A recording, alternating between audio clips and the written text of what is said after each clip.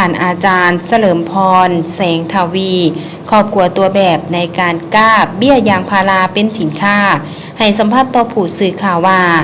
ผ่านมาระยะเป็นวัยหนุ่มตนเองได้ไปรับจ้างเป็นกรรมกรอยู่แขวงพังงาประเทศไทยโดยได้รับจ้างอยู่สวนกล้าเบี้ยต้นยางพาราอยู่ที่นั่นทั้งเฮียนฮู้วิธีกล้าเบี้ยและการขีดยางพาราโดยได้มีอ้ายได้เฮ็ดเวียกอยู่ที่นั่นก่อนแล้วต่อมาได้กลับมาบ้านและได้ไปเรียนต่อสายครูประถมที่วิทยาลัยครูสวรรณเขตและยะศกปี 2004 หา 2005 จบแล้วก็เป็นครูสอนที่โรงเรียนประถมบ้านนาม่วง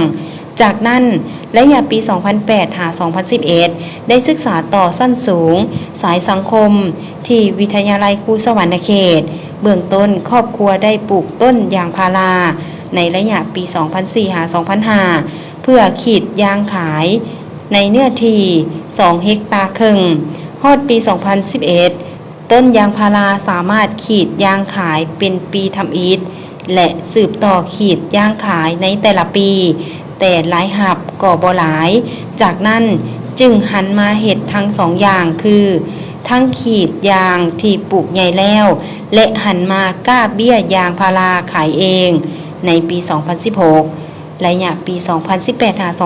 2019 เริ่มได้ขายเบี้ยยางพาราเป็นจำนวนหลายเพราะมีลูกค้าเริ่มสั่งจองและยะนั้นกล้าเบี้ยได้ 5,000 เบี้ยโดยบ่ทันได้ติดตาต้นยางเองปีต่อมาได้มีการซื้อดินขยายเนื้อที่การปลูกและการกล้าเบี้ยปัจจุบันมีเนื้อที่ 9 เฮกตาร์ในนั้นสวนปลูกแม่พันธุ์ 2 เฮกตาร์และสวนกล้าเบี้ย 7 เฮกตาร์ซึ่งปี 2024 ผ่านมาหลายหับหลักแมน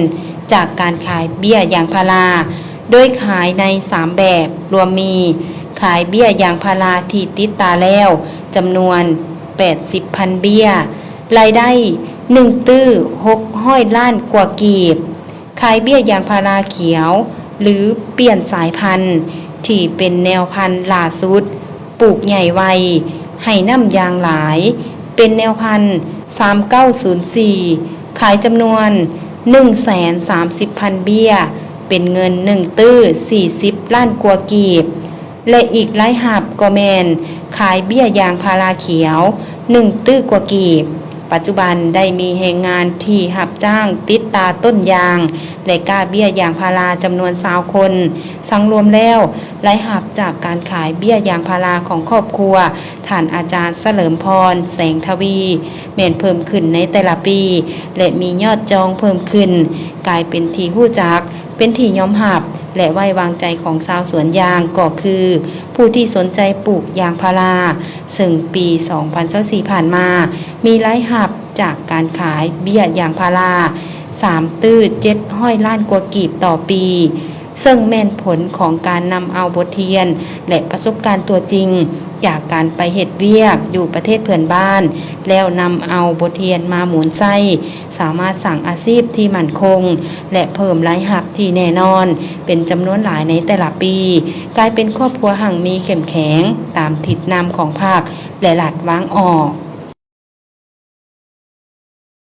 เจ้าชื่อเฉลิมพรแสงทวีเนาะอายุ41 ปีวันนาแดงเมืองสระบุรีแขวงสวรรณเขตบ้านเกิดเมืองนอนก็พุ่นละแก้งผู้สีพุ่นละแล้วจุดเริ่มในการสิมาเฮ็ดอันน้ำเบี้ยยางพารานี่ละแม่นตะบิดแล้วก็ขีดยางนั่นแหละก่อนแล้วก็มีแนวคิดกระตือรือร้นอยากขีดยางก่อนแล้วเห็นน้ำยางเนาะขายน้ำยางนะครอบครัวก็บ่เคยได้จักเทื่อน้ำยางได้เงินหลายปานนี้นะก็เลยคิดเฮ็ดผลิตเบี้ยมันขายเพราะว่าเฮงจูงใจกันมีมีอ้ายแล้วไปเฮ็ดเวียกอยู่ต่างประเทศเนาะประเทศเพื่อนบ้านเฮาประเทศไทยพุ่นละแล้วความรู้ก็ไปได้แต่พุ่นละมาไปเป็นนั่นลูกจ้างเขาไปจ้างติดตาแล้วบัดนี้กลับมาบ้านเกิดเมืองนอนล่ะหยุดเอาวีซ่าตัวนั้นล่ะม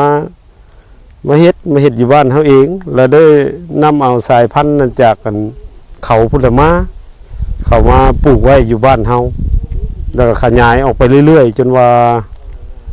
เริ่มสิเฮ็ดขายแต่แท้เป็นปี 2005 2006 เริ่มเฮ็ดขายได้ 4-5,000 ต้นทมิตรนะแต่ต่อมาในปี 2017-18 ก็เริ่มขึ้นได้10,000 ต้น ปี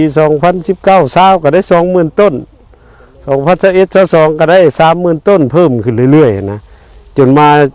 ถึงปัจจุบันนี่ก็พอดีอย่างตะเคียวปีนี้เนาะติดอย่างตะเคียวตัวนี้ได้แสน 30,000 ต้นแต่เบี้ยพร้อมปลูกเนาะเขาห้องเบี้ยพร้อมปลูกเนาะอย่างซ้ำถุงเบี้ยพร้อมปลูกเราได้ 60,000 ต้นในราคาตัวตาเคียวนี่มันเลย 10,000 กีบ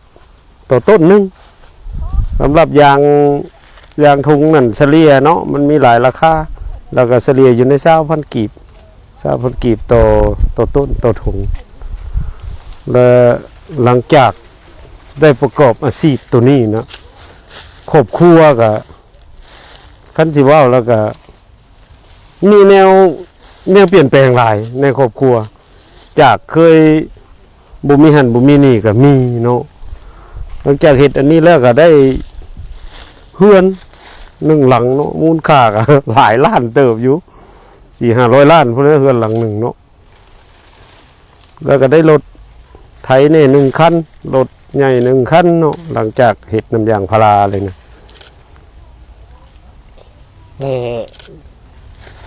แนวข้อสะดวกข้อนี้มันมีข้อยุ่งยากในการเฮ็ดเบี้ยยางพารา ข้อสะดวกก็คันว่าปีใดข้อสะดวกเนาะเฮามีคนพร้อมข้อสะดวกเรื่องแรงงานนี่แม่นบ่มีปัญหาแล้วตัวข้อยุ่งยากก็คือน้ำสิมาหดมันนี่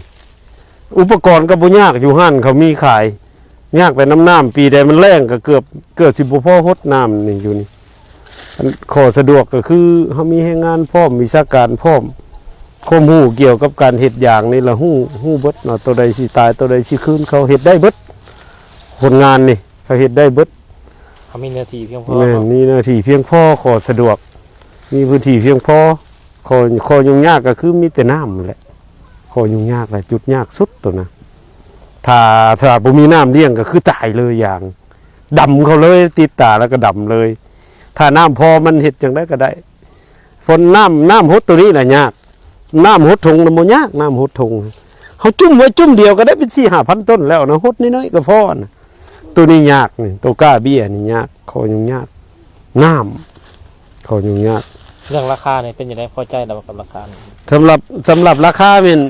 2-3 ปีก่อนเราบ่อยากพอใจปานใดมันถึกต้นละ 5,000 กีบ 6,000 กีบต่อก่อนปีนี้เราพอใจแล้วปีนี้ 10,000 ขึ้นเราพอใจแล้วเพราะมันได้ต้นทุนมันสูงตั้งแต่ไถดินถ่าซื้อเม็ดมาเพาะใส่ปุ๋ยหดน้ำแล้วก็คัดต้นแล้วก็ใส่ปุ๋ยหลายรอบ4รอบ5รอบแล้วเฮาก็มาก่อนสิติดเฮาก็ใส่อีกประมาณ20มื้อเฮาใส่ปุ๋ยแล้วอัดน้ำเต็มที่วันนี้ซื้อผ้าพันมันเนาะผ้าตัวใสๆนี่ซื้อผ้าพันก็จ้างคนงานทั้งค่าอยู่ค่ากินนั่นหลายๆแนวหลังจากติดแล้ว30วันก็ได้กรีดทั้งหลังมันอีกกรีดแล้วก็ถอนแล้วแต่งหากแล้วไปปักซ้ำแล้วก็ไปเลี้ยงให้มันออกมาเนาะมันเป็นจุ่มแล้วก็แยกไว้เป็นคู่พร้อมขายให้ลูกค้าไปปลูกบ้านนี้หลายขั้นตอน11ขั้นตอนตั้งแต่เริ่มเพาะเม็ดต้นทุนสูงแต่เฉลี่ยและหับปีนี่ได้หลายปานใดทั้งเบิดจากการขายเบี้ยยางทั้งตาเขียวทั้งซ้ำทงทั้งขายขี้ย่างได้หลายปานใดเฉลี่ยหลายหับก็เบิ่งสมมุติว่าตาเขียวนี่ก็สิตกอยู่ในย่านตื้อ3เพราะว่าขายต้น 10,000 ต้นนั้นต้น 20,000 ก็ตื้อ2ตัว 1,200 ล้านตัวอย่างถุงขายขี้ยางก็สิตกอยู่ประมาณ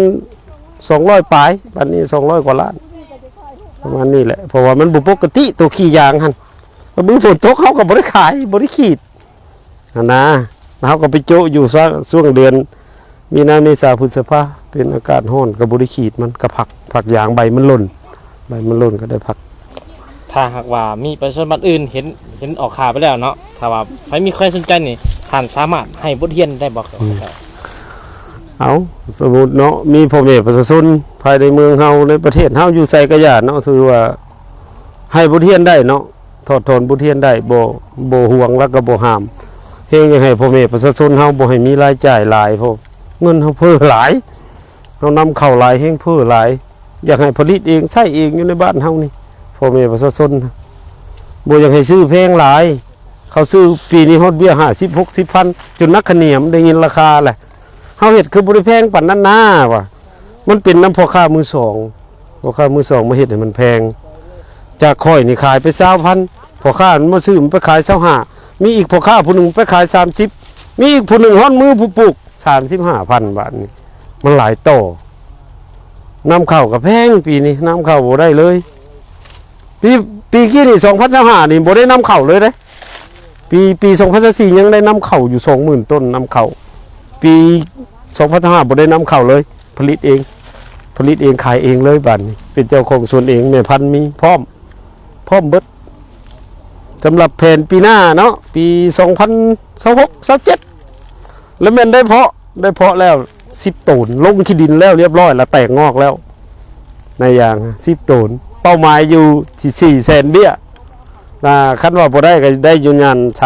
300,000เป้าซื้อ400,000อันน่ะ300,000นี่น่าสิได้แล้วเพราะว่าต้นหนึงมันได้อยู่ 40,000 ต้น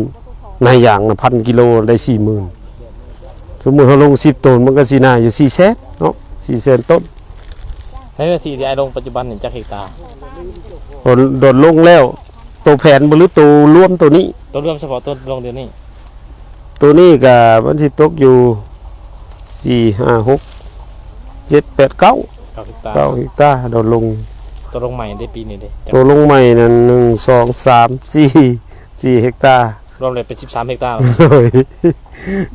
ลงนี่เด้ได้จังลงไปเบิ่งติดตั้งสปริงเกอร์ไว้อยู่ครับอยู่บ้านผมก็มีอยู่ภาคนั้นก็มี ขอบใจหลายจ้ะ เลย